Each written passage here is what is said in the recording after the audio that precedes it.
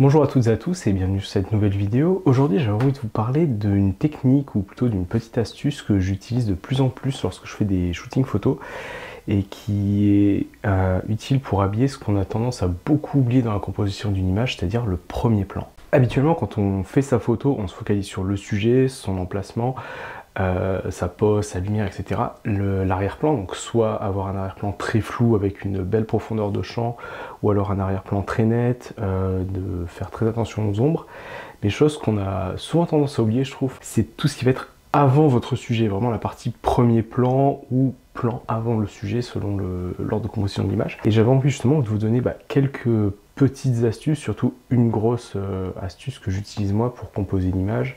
et pour habiller des photos, comme je vous en mets justement des exemples là qui vont défiler. Sur ces images, en fait, j'ai utilisé plusieurs petites choses du quotidien que j'ai placées devant l'objectif, donc l'objectif du Fidèle 5D Mark II qui est toujours là, toujours increvable. Et en fait, l'idée, c'est par exemple avec un petit morceau de plastique ou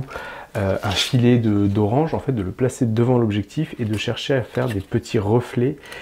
sans pour autant bloquer totalement votre sujet, le ou la modèle que vous prenez en photo, mais juste à créer un cadre autour et à habiller l'image. Et en fait, juste en habillant l'image, vous pouvez faire une composition qui est très différente, presque raconter une histoire ou placer un sujet dans un élément de manière totalement différente. On peut chercher à faire des reflets de couleurs avec par exemple un vase teinté, un morceau de verre d'une certaine couleur qui lui va se refléter à la lumière, va créer une atmosphère par exemple plus chaude ou plus froide selon la teinte utilisée, va placer en fait le sujet dans un contexte qui va être totalement différent. Par exemple, moi ce que j'utilise le plus souvent sur des shootings, c'est ce morceau de plastique, mais depuis des années en fait il traîne dans un tiroir et c'est vraiment le truc bête de le placer devant l'objectif et de chercher à jouer à faire des reflets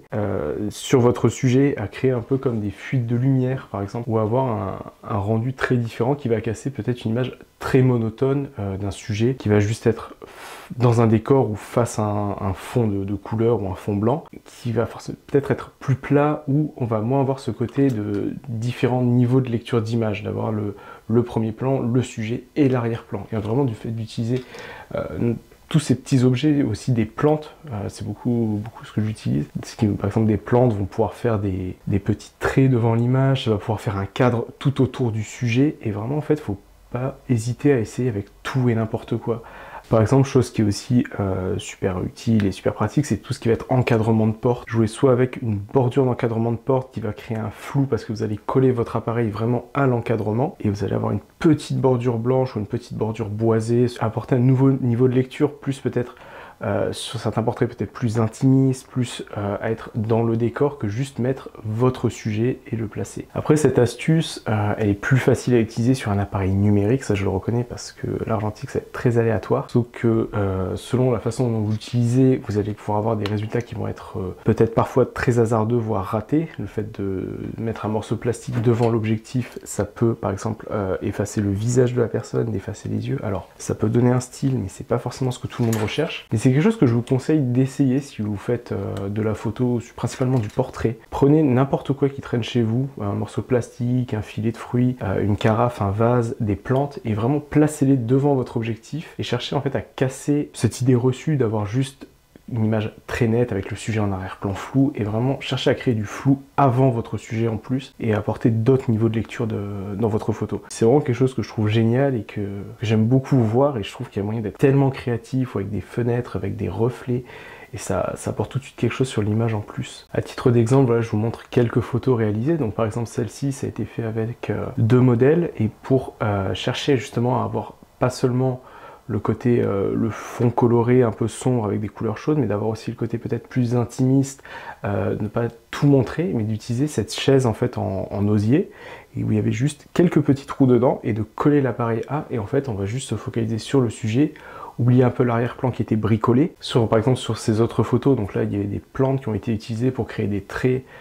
devant le modèle, aussi ne pas avoir forcément une image très plate, très classique, juste un portrait dans un salon, et d'avoir aussi peut-être quelques défauts d'image, quelque chose qui va être